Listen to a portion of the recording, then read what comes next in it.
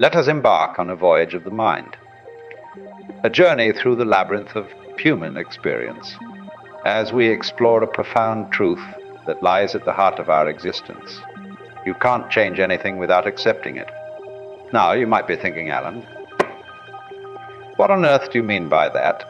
Surely, to change something, we must reject it, fight against it, push it away. But therein lies the grand illusion, the cosmic joke that has been playing out since the dawn of consciousness. You see, we humans have a peculiar habit of dividing the world into good and bad, right and wrong, acceptance and rejection.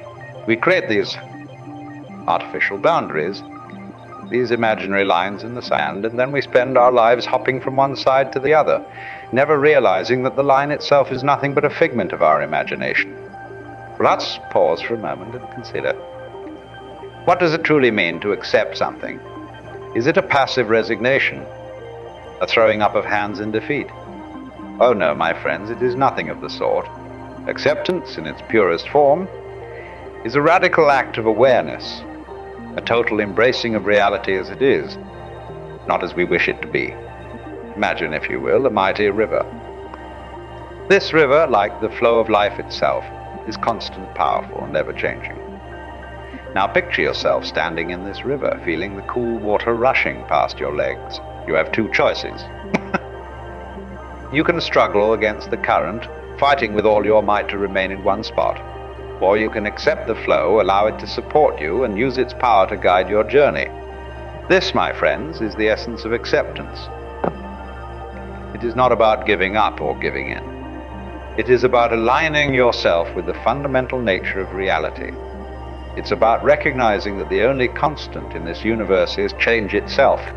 But why, you might ask, is acceptance so crucial for change? Now we're getting to the heart of the matter. You see, when we reject something, when we push against it with all our might, we create resistance. And what happens when we resist? We become rigid, inflexible, like a tree that refuses to bend in the wind. And what happens to that tree when a storm comes? It breaks, it shatters, it falls. Acceptance, on the other hand, is like water. Water doesn't resist. It flows, it adapts, it finds a way around obstacles. Be water, my friends, for in acceptance we find the key to true change. Now, let's delve deeper into this paradox. Consider for a moment your own life, your own struggles, your own desires for change. Perhaps you wish to break a bad habit, to improve a relationship, to find greater purpose and meaning, whatever it may be. I want you to accept it, the current reality of your situation. You see, many of us live in a state of constant denial. We refuse to see things as they are, preferring instead to dwell in a world of should be and if only.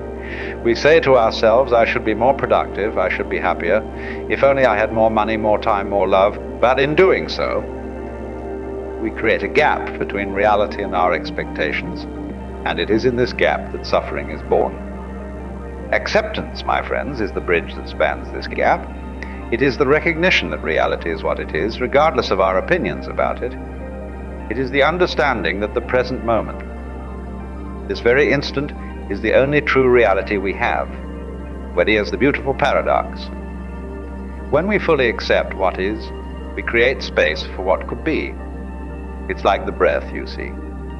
To take in new air, you must first exhale completely. You must empty yourself to make room for the new. In the same way, when we accept our current reality without judgment, without resistance, we create a space for transformation. We open ourselves to new possibilities, new perspectives, new ways of being. Let me share with you a Zen story that illustrates this point beautifully.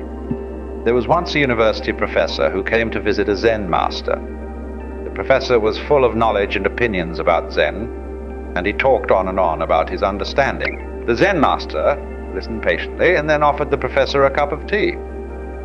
As the master poured the tea, the cup began to overflow, but he kept pouring. The professor watched the overflow until he could no longer restrain himself. Stop, the cup is full. No more will go in like this cup. The master replied, you are full of your own opinions and speculations. How can I show you Zen unless you first empty your cup? This, my friends, is the essence of acceptance.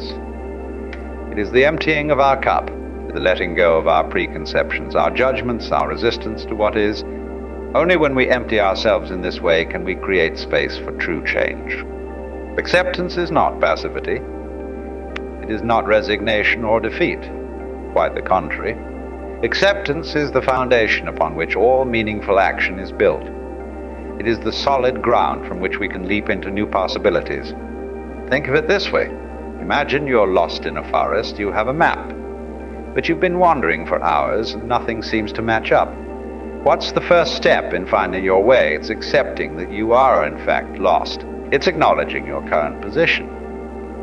No matter how uncomfortable or undesirable it might be, only when you accept where you are can you begin to chart a course to where you want to be. This is true in the forest, and it's true in life. We must start from where we are, not from where we wish we were. Now, I can almost hear some of you thinking, but Alan, what about injustice? What about cruelty and oppression? Surely we shouldn't accept these things. And you're absolutely right, my friends, but here's the key. Accepting reality doesn't mean we approve of it or that we don't work to change it. It simply means we acknowledge it as it is, without wasting energy on denial or wishful. Consider the great change makers of history. Gandhi, Martin Luther King Jr., Nelson Mandela. These individuals didn't deny the reality of oppression and injustice.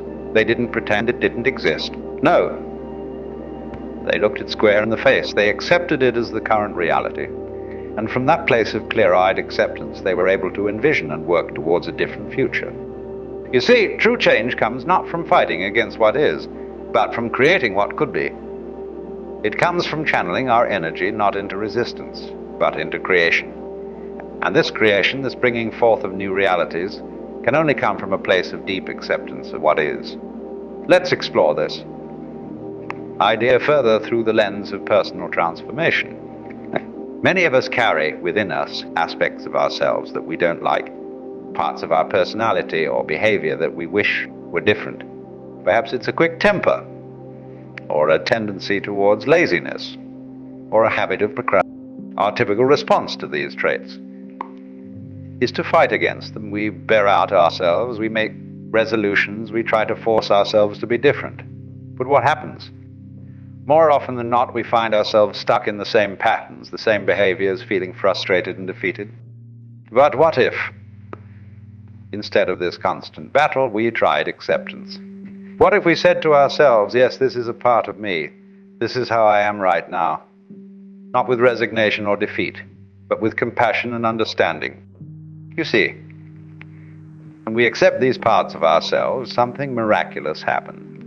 The energy that was once spent on internal conflict, on self-judgment and resistance, is suddenly freed up. And with this newfound energy, we can begin to explore why we behave the way we do. We can start to understand the roots of our actions, the needs that our behaviors are trying to meet. And from this place of understanding, real change becomes possible. Not through force or willpower, but through insight and compassion. We begin to see new possibilities, new ways of meeting our needs that don't require the old behaviors. This, my friends, is the alchemy of acceptance. It turns the lead of our current reality into the gold of new possibilities. It transforms our relationship with ourselves and with the world around us. Acceptance is not always easy. In fact, it can be one of the most challenging things we ever do. Why? Because it requires us to let go of our illusions, our fantasies, our comforting delusions about how things should be. Acceptance asks us to face reality as it is in all its messy, uncomfortable, sometimes painful glory. It asks us to embrace uncertainty, to acknowledge our lack of control over many aspects of life. And for many of us, that can be terrifying. In that terror, in that discomfort, lies the seed of true freedom. But when we accept life as it is, when we stop struggling against the fundamental nature of reality, we find a peace that no external circumstance can shake. Think of it like surfing. A novice surfer fights against the waves, trying to impose their will on the ocean. But an experienced surfer, they accept the nature of the waves, they work with them, flow with them, and in doing so, they find exhilaration and joy. Life, you see, is much like that ocean. We can't control the waves, but we can learn to surf. And the first step in learning to surf is accepting the nature of the waves. Now, let's extend this metaphor of surfing to our everyday lives. How often do we find ourselves resisting the waves of our experience? How often do we say, this shouldn't be happening, or I can't stand this, or why me? But what if, instead of this resistance, we learn to say, so this is what's happening now. Not with resignation, but with curiosity, with openness, with a willingness to engage with life as it is. This shift from resistance to acceptance is the key to unlocking our potential for change. Because when we accept what is, we free up enormous amounts of energy. Energy that was previously tied up in denial, in wishful thinking. And it's this energy, this freed up life force, that allows us to effect real change in our lives and in the world around us. Let me give you an example. Imagine you're in a job you don't like. Every day you go to work feeling resentful, angry, wishing you were somewhere else. You resist your reality, and in doing so, you suffer. Not only that, but your resistance prevents you from seeing opportunities for change that might be right in front of you. But what if you accepted your current situation? What if you said, yes, this is where I am right now, this is my reality? Suddenly you might find yourself more present, more engaged. You might start to notice aspects of your job that you hadn't seen before. You might discover skills you're developing or connections you're making. And from this place of acceptance, you're in a much better position to make a change. Maybe you'll find ways to improve your current job. Maybe you'll discover a passion that leads you in a new direction. Or maybe you'll gain the clarity and courage to seek a new opportunity. The point is, acceptance doesn't mean you have to stay in a situation you don't like. It simply means you stop wasting energy fighting against what is, and instead use that energy to create what could be. This principle applies not just to our external circumstances, but to our internal landscape as well. Think about the emotions we typically label as negative. Anger, fear, sadness, jealousy. How much energy do we expend trying to push these emotions away, to pretend they don't exist, to judge ourselves for feeling them? But what if we accepted these emotions as part of the rich tapestry of human experience? What if, instead of saying, I shouldn't feel this way, we said, this is what I'm feeling right now? You see, emotions are like weather patterns in our internal world. They come and go, they intensify and fade all on their own. Our resistance to them, our attempt to control them, is like trying to hold back the tide. It's exhausting and ultimately futile. But when we accept our emotions, when we allow them to be as they are without judgment, something remarkable happens. We create space around them. We can observe them with curiosity rather than being consumed by them. And in that space, we find the freedom to choose how we respond. This is the paradox of acceptance. By fully embracing what is, we create the possibility for change. By saying yes to our current reality, we open the door to new realities. Now, I can hear some of you thinking, but Alan, isn't this all rather selfish? What about the big problems in the world? What about social injustice, environmental destruction, poverty? Well, my friends, this is where the rubber meets the road, where the personal becomes political. You see, the principle of acceptance as a catalyst for change applies just as much to these larger issues as it does to our personal lives. How can we effectively address any problem if we're in denial about its existence or its true nature? How can we create meaningful solutions if we are operating from a place of wishful thinking rather than clear-eyed reality? The great activists and change makers throughout history understood this principle deeply. They didn't sugarcoat reality or pretend things were other than they were. They looked unflinchingly at the truth of their situations, accepted that truth, and then worked tirelessly to change it. Martin Luther King Jr. didn't deny the reality of racial injustice in America. He accepted it as the current state of affairs, and from that acceptance, he was able to articulate a powerful vision of what could be. His famous "I Have a Dream" speech is a masterclass in holding both acceptance of current reality and a vision for a different future. Similarly, environmentalists don't deny the reality of climate change or biodiversity loss. They accept these as current facts, and from that acceptance they can work effectively towards solutions. Denial or wishful thinking would only hinder their efforts. You see, acceptance in this context isn't about approving of injustice or destruction. It's about acknowledging reality as it is so that we can engage with it effectively. It's about not wasting energy on denial or magical thinking, but instead channeling that energy into creative problem solving and action. This principle of acceptance as a foundation for change applies to every level of our existence, from our innermost thoughts and feelings, to our personal relationships, to our societies and our planet as a whole. Here's the rub. True acceptance is not something we do once and then we're done. It's a continuous practice, a moment-by-moment choice to engage with reality as it is, rather than as we wish it to be. This practice of acceptance is at the heart of many spiritual and philosophical traditions. In Buddhism, it's part of what's called mindfulness, the practice of being fully present with our experience. In Taoism, it's expressed in the concept of wu wei ai, non-forcing or effortless action that's in alignment with the natural flow of things. But you don't need to be a Buddhist or Taoist to practice acceptance.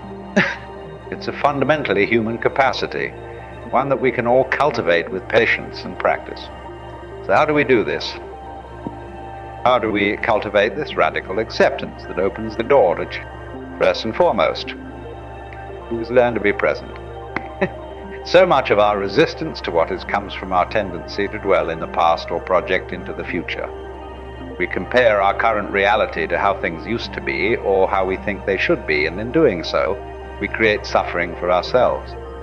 But the present moment, this very instant, is the only place where life is actually happening. It's the only place where we can perceive clearly, where we can act effectively. So we must learn to bring our attention again and again to the here and now. This doesn't mean we never plan for the future or learn from the past, but it does mean that we ground ourselves in the reality of the present moment, rather than getting lost in regrets about the past or anxieties about the future. Secondly, we must cultivate curiosity. When we encounter something we don't like, our habitual response is often aversion. We want to push it away, to reject it. But what if instead we got curious about it? What if we asked, what's really going on here? What can I learn from this? This attitude of curiosity allows us to engage with our experience in a new way. Instead of immediately judging something as good or bad, we can explore it with an open mind.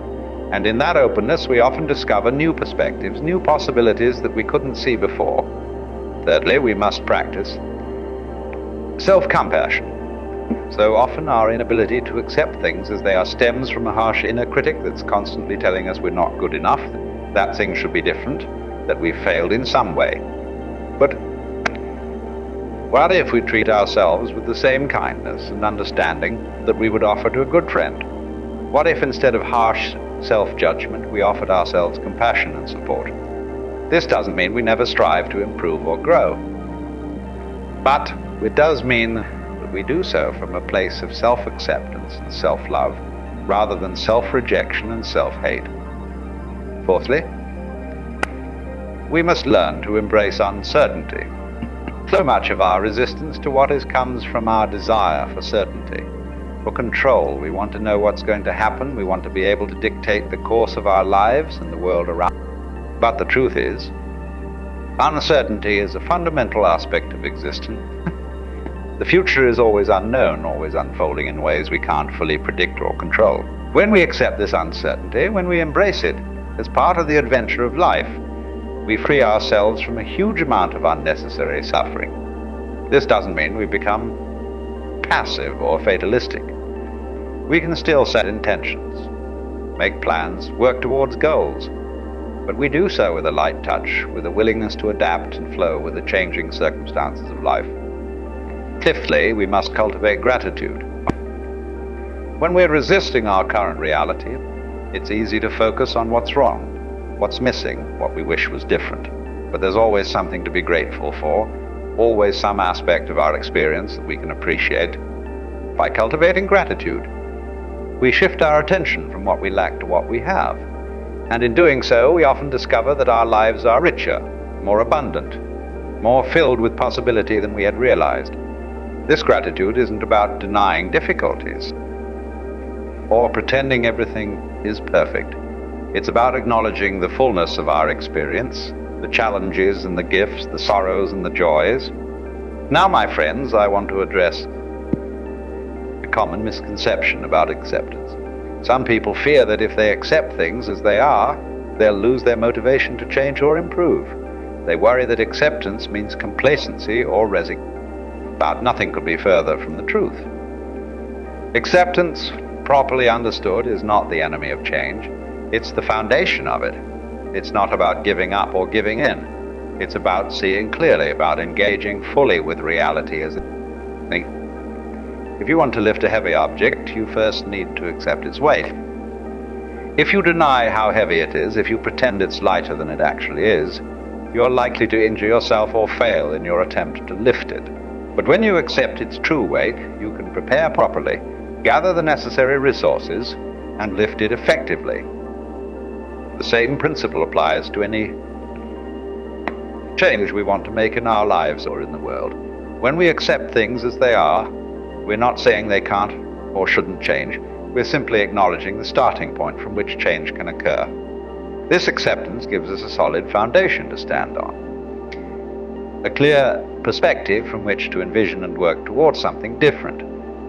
It allows us to engage with reality on its own terms rather than wasting energy fighting against it or wishing it were different.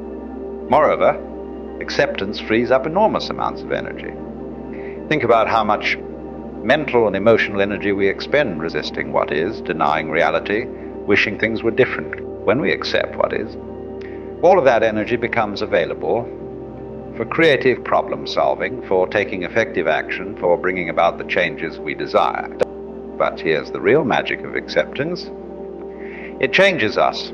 When we practice acceptance, we become more flexible, more resilient, more able to flow with the ever-changing nature of life. We develop a kind of inner strength that's not based on controlling our environment, but on being able to adapt to whatever comes our way. This doesn't mean we become passive or indifferent. On the contrary, we become more effective agents of change because we're operating from a place of clarity and alignment with reality rather than from a place of denial or wishful thinking. Practicing acceptance doesn't mean we'll never feel frustrated, angry, or sad about things we'd like to be different. These emotions are part of the human experience, and accepting reality includes accepting our emotional responses to it. The key is not to get stuck in these emotions, not to let them drive us into a state of chronic resistance or denial. Instead, we can acknowledge these feelings, accept them as part of our current experience, and then ask ourselves, given that this is how things are right now, what's the most skillful way to respond? What's the most effective action I can take? This brings us to another crucial point. Acceptance is not just a state of mind, it's a gateway to action. When we truly accept what is, we're in a much better position to respond effectively to it. Think about times in your life when you've been in denial about something, maybe a health issue or a problem in a relationship or a difficulty at work.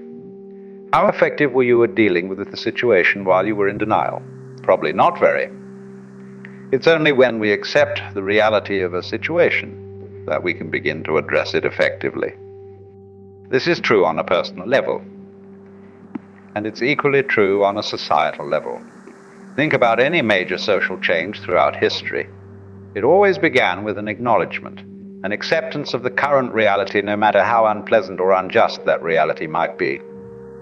The abolition of slavery, women's suffrage, Civil rights and all of these movements started with people accepting the reality of oppression and injustice, not in the sense of approving it, but in the sense of acknowledging its existence and the need to change it. So you see, my friends, acceptance is not about resignation or passivity. It's about engaging fully with life as it is, and from that engagement, creating the possibility for change. Now, I want to address another aspect of acceptance that's often overlooked, the acceptance of our own power and potential. You see, many of us have a habit of denying not just the difficult aspects of our reality, but also our own capabilities, our own strength, our own capacity for growth and change. We say things like, I could never do that, or that's just not who I am, or I'm not talented or smart, brave enough. But these statements are just as much a denial of reality as pretending a problem doesn't exist. The truth is, you are far more capable, far more resilient, far more creative than you might believe. Accepting this truth about yourself, really embracing it, can be just as transformative as accepting any external reality. When you accept your own power, your own potential, you open up new possibilities for your life. You start to see opportunities where before you saw only obstacles. You begin to take actions that you might have previously thought were beyond you. This self-acceptance, this embracing of your own capabilities, is not egotism or arrogance. It's simply an acknowledgement of the truth of who you are and what you're capable of. And from this place of self-acceptance, real growth and change can occur. So, my friends, as we near the end of our exploration, I want to leave you with a challenge. For the next week, I invite you to practice radical acceptance, whatever arises in your experience.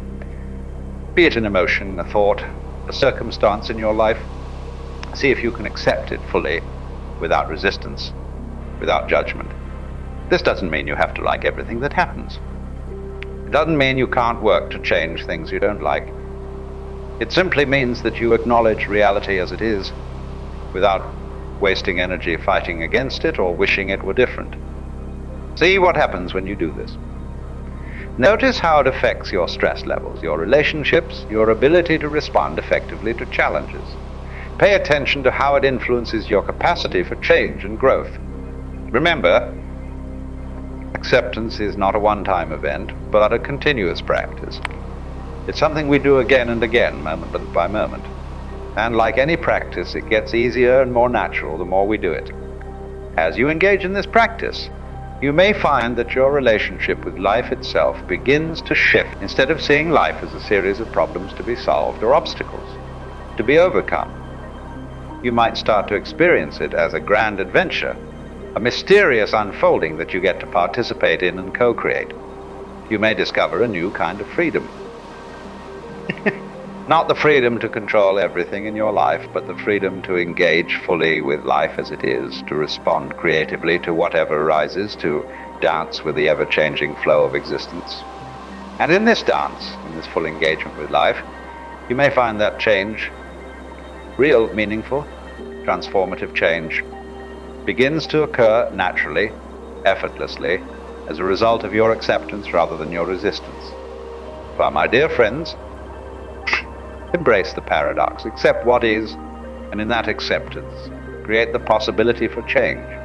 Be like water, a fluid, adaptable, powerful in its very yielding. Accept the waves of life and learn to surf them with grace and skill. Remember, you can't change anything without accepting it. But when you do accept it, fully, wholeheartedly, without reservation, you open the door to change that is profound, authentic, and lasting. Thank you for joining me on this exploration. May you find the courage to accept what is, the wisdom to know what can be changed, and the serenity to embrace the grand, mysterious adventure of life itself.